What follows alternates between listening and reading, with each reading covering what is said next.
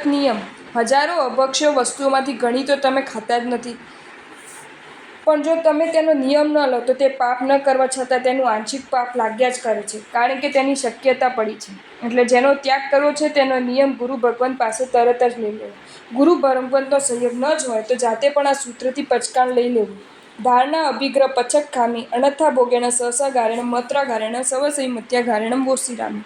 ભૂલથી નિયમનો ભંગ થાય તે પાપ નાનું છે, નિયમ જ ન લેવો તે પાપ મોટું છે. આવશ્યકતા હોય તો નિયમમાં છૂટ રાખી શકાય છે. જે પાપ ન કરીએ તેનું પણ જો પચકાણ ન હોય તો અવિરતિના કારણે પાપ લાગ્યા જ કરે છે. પ્રવૃત્તિમાં કોઈ પાપ ન હોવા છતાં અવિરતિના કારણે એકેન્દ્રિય જીવો સંસારમાં રખડ્યા કરે છે. 12 વ્રત અને 14 નિયમ લેવાથી આવા ઘણા નિરર્થક પાપોથી બચી જાય છે. જો તમને આ વિડીયો ગમ્યો હોય તો આ વિડીયોને લાઇક કરો અને શેર કરો, અને આવા જ નવા વિડીયો જોવા માટે જૈન ફેક્ટ્સ એન્ડ સ્ટોરીઝની ચેનલને સબસ્ક્રાઇબ કરો. ધન્યવાદ.